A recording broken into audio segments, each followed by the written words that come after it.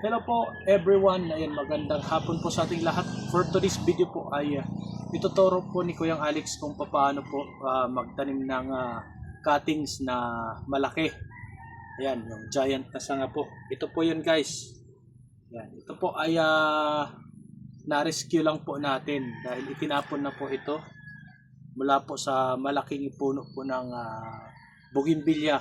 Ang variety po na ito ay ang tinatawag po na purple flame po na variety po ng bougainvillea. Ayan, napakalaki po niyan guys. Halos parehas na po sa hita natin. Ayan. Napakalaki po nito. Ayan, nirescue lang po ito ni Kuyang Alex guys. Ngayon po ay ituturo po ni Kuyang Alex kung paano po magtanim. Siyempre, kailanganin po natin ng kutsilyo. Tapos mayroon din po tayong sibuyas. Mamaya ituturo ko po kung paano po magagamit ito.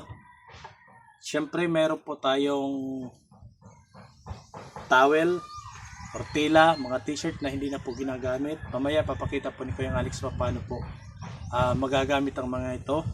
Siyempre meron din po tayong Elmer's Glow. Ito lang po yung nakayanan ni Kuyang Alex para doon po sa mga sugat-sugat po ng ating matatamong sugat po ng ating cuttings po ng bougainvillea. Siyempre meron din po tayong gunting kung sakali po magamit natin.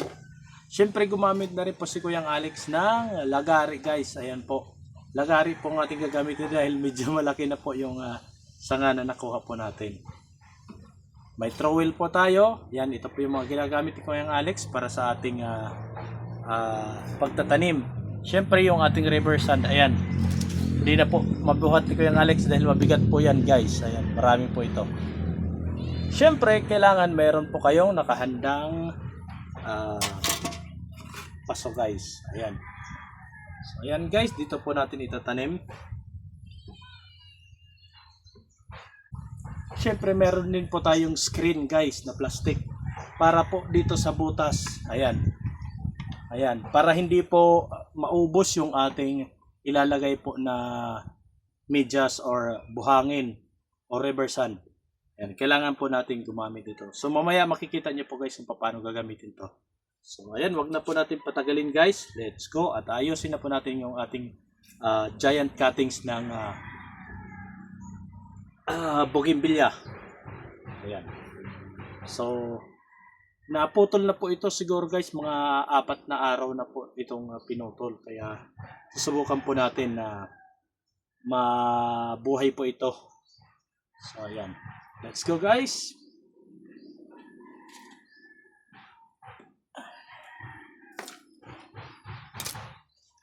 Unang-una guys,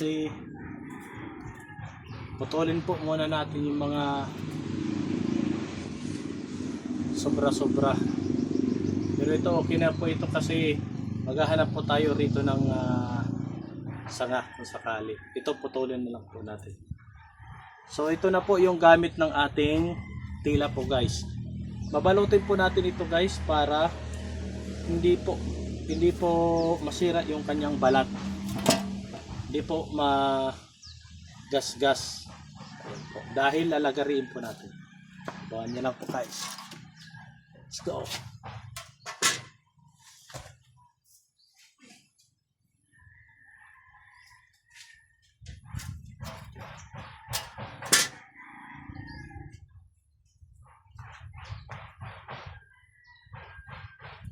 Mahirap gumawa guys mag-isa. Walang tagahawak.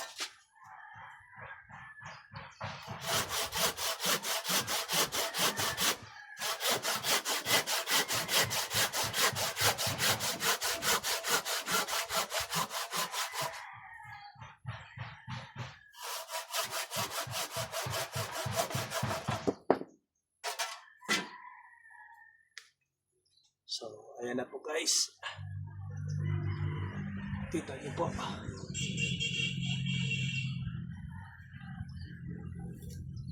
Ito po siya.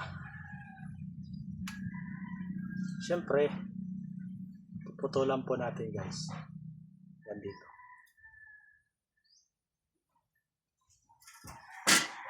Balot ulit para hindi masugat.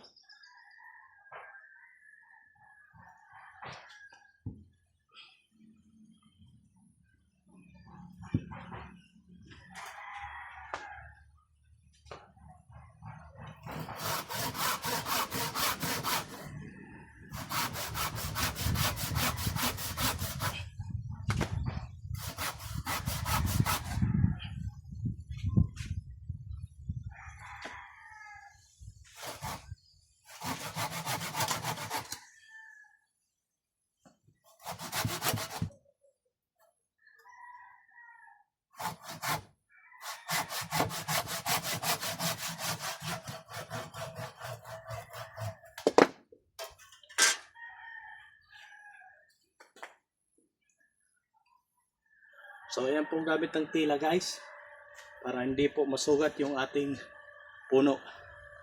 So ayan na guys, kita nyo na po. Ayan.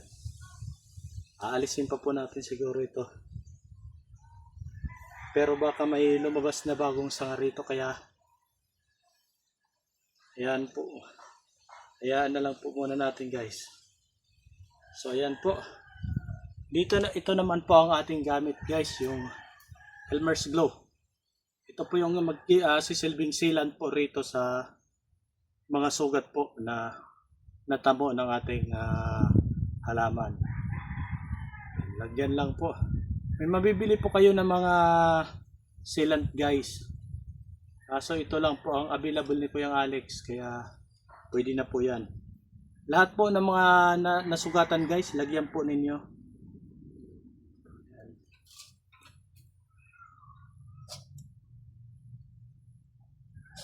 Maraming klase po ang sealant guys na ginagamit, pero si Kuya Alex, ito lang po ang available, kaya wala tayong magagawa. Pero may mabibili po ito guys na mga pang sealant talaga.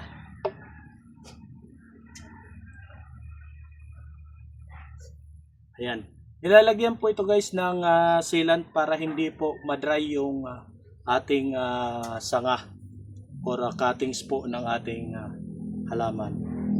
Kasi kapag di po natin nilagyan ng sealant to guys, dito po lalabas yung moisture o yung tubig-tubig po sa loob ng kahoy. Kapag syempre lumabas po yung tubig, matutuyo po yung ating puno, yung kahoy. Kaya syempre mamamatay po yun. Mahirapan na po kayong buhayin yun. Ito subukan po natin guys, dahil 4 na araw na po itong na putol. Yung iba guys, kung mayroon po kayong growth hormone kagaya ng anaa, pwede po kayong ibabad. Pwede po kayong sorry, pwede po kayong gumamit nun. Ibabad nyo lang po yung sanga doon sa anaa, isang uri po ng growth hormone po yun guys. Ayan, mayroon din pong nabibili ng mga powder na mga growth hormone, pwede rin po yun. Syempre, yung ating puno ay bago po natin itanim, ito na po yung gamit ng ating kutsilyo. Babawasan po natin dito guys. Babawasan po natin ng balat. Paikot.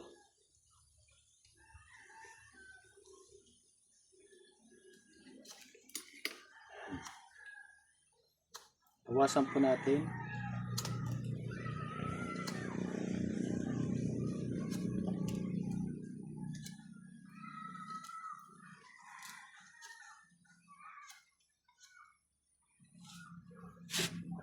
Ganun lang po guys. Ganun lang po tanim ng malaking cuttings.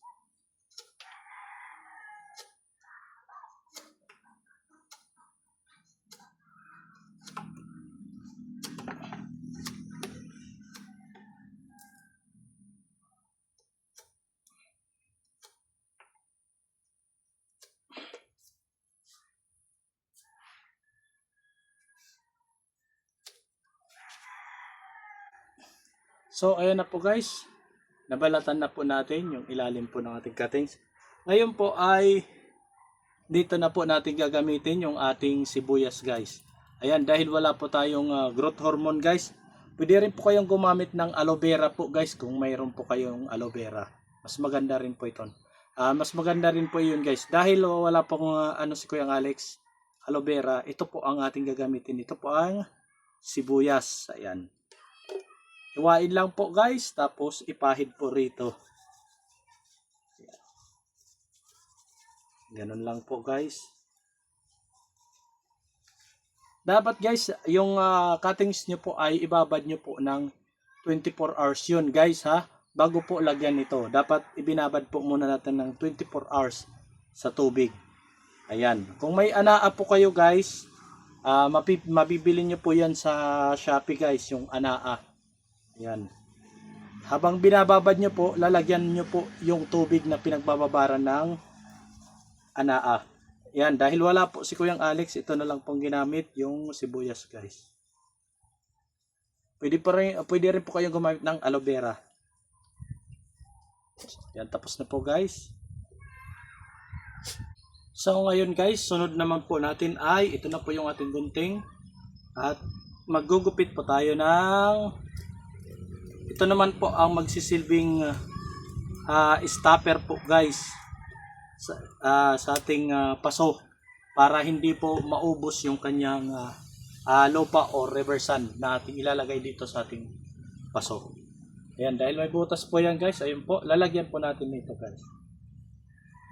Ayan po, ito po. Ayan, dyan po natin lalagay. Siyempre naghanda na rin po tayo ng wire guys. Ayan. Ito po ay ang magsisilbing angkor po ng ating halaman para hindi po matumba. Dapat may may apat na butas po kayo dito sa ilalim guys. Ayan. Dahil isusuot po natin yan. Ayan po. So ayan po guys, makikita nyo po. Tapos itutulak lang po natin. Ayan. Kita niyo po. Hilain po natin guys. Ayan. Kita niyo na po. Ayan. So ito na po siya guys. Ayan na po. Ayan. Tapos itupip pa natin na ganyan para hindi po makasagabal. Tapos ilagay pa po natin yung isa. Ito. Dapat pantay po sila guys. Dito naman po sa kabila yon. Ayan po. Ayan. Tapos suot na naman dito sa kabilang butas. Dapat apat po yan guys. Dahil ito po ang magsisilbing tibay po ng ating bagong pananim na bougainvillea. Hilain lang po. Ayan. Kita nyo na po. Ayan na po siya. Ayan. Siyempre yung screen, dito po natin ilalagay yan sa loob. So let's go. Ganun pa rin itupi para hindi sagabal. Ayan. Ilagay na po natin ito. So, ayan na po guys, handa na po yung ating pagtataniman ng ating cuttings po ng bougainvillea. So, ngayon guys, isusunod na po natin ay maglagay na po tayo ng river sand. Ayan, mix na po ito guys.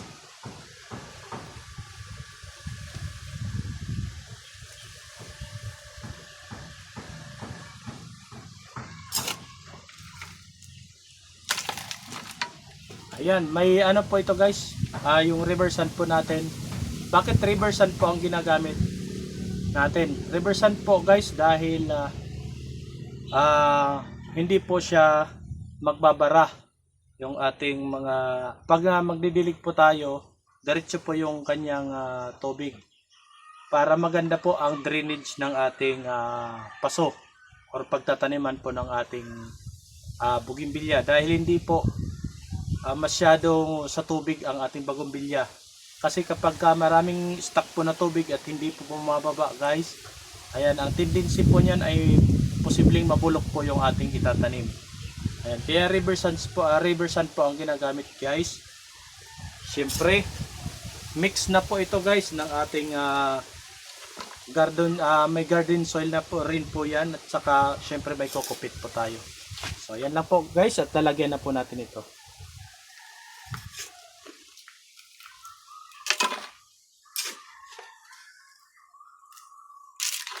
Lagyan lang po natin guys hanggang kalahati yung ating paso. Ayan, hanggang dito lang po hanggang kalahati. Para medyo malalim po yung lagay ng ating halaman. Ayan. Para medyo malalim po siya at hindi po basta-basta matumba. So, let's go at lalagay pa po tayo guys. So, ayan na nga po guys, tapos na po tayo maglagay ng ating river sand. Ayan, kalahati lang po ng container po na ito. Ngayon at isasunod na po natin yung ating tatanim na bougainvillea. Ayan po guys. Ayan na po siya. Napakalaki. Ayan po. So sana magtagumpay po tayo. Mapabuhay po natin to. At lagyan na naman po natin ulit ng buhangin. Ng river sand. Ang hirap gumawa kapag walang kasama guys.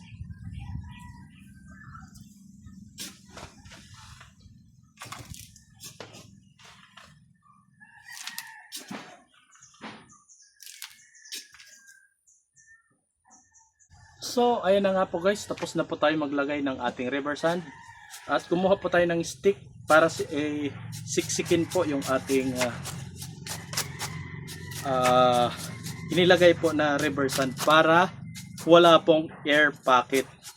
Ano po yung air pocket guys? Yun po yung mga awang-awang po sa loob na mga butas-butas po. Kailangan compact po yung ating ilalagay na river sand. Wala pong pasukan ng hangin. Ayan.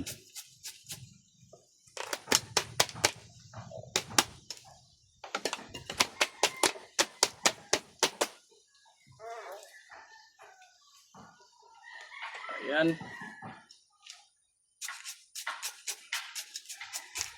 Siyempre, ngayon i-anchor na po natin guys. Ito na po yung gamit ng ating wire. Ilain po natin dahil itatali na po natin para hindi matumba. Ito po ang isa po sa importante po natin nilalagay po para sa ating halaman para hindi po matumba. Silipin lang po natin kung saan po nakatuon.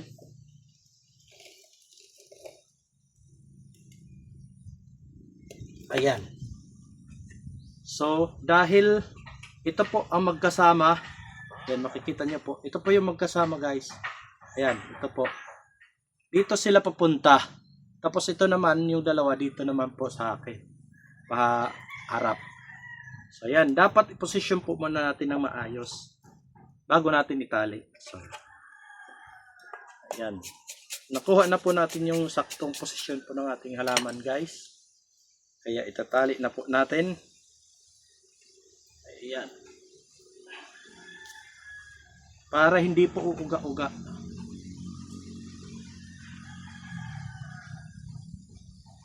Atakin ng mahigpit guys. Ayan.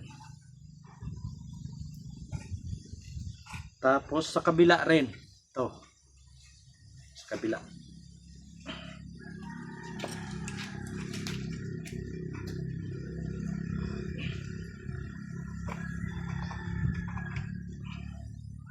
Dapat mahigpit po guys ha.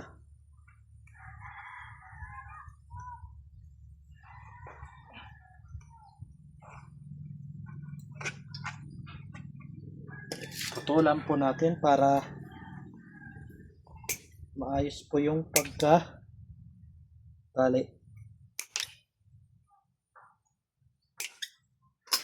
Siyempre gumamit po tayo ng plies.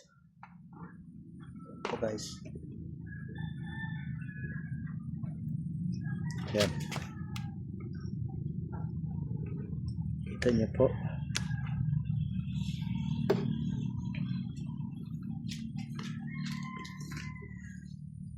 Higpitan po natin.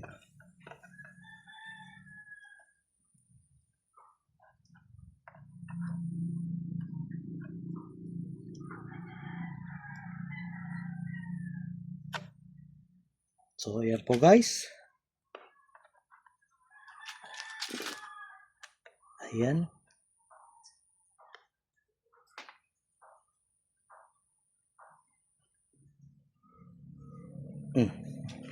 Sa kabila.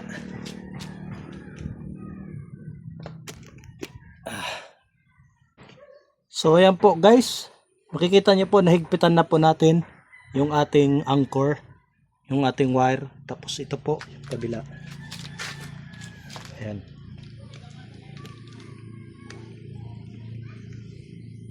Ayan po.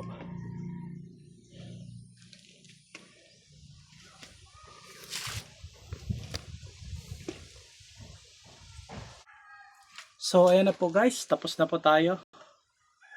Ayan na po yung ating cuttings po ng bougainvillea na giant. Ayan na po.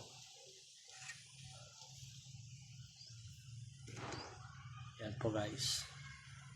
So ang next po natin guys ay didiligan na lang po ito, tapos ilalagay nyo po sa lilim. Ayan, wag po muna natin paaarawan. Ilagay lang po natin sa lilim hanggang sa lumabas po yung kanyang mga bagong sibol na sanga. So, ayan lang po guys. Sana nakatulong po ito. Maraming salamat. Ako po ulit si Kuyong Alex. Don't forget to like and share. Siyempre, pa-subscribe na rin po para sa maraming, para sa ibang mga video pa po na tutorial po natin para sa kung paano magbuhay ng malalaking cuttings ng ating mga halaman, lalo na po ang ating bougainvillea. So ayun lang po guys, maraming salamat at mag-iingat po tayo palagi. God bless po sa ating lahat and bye-bye.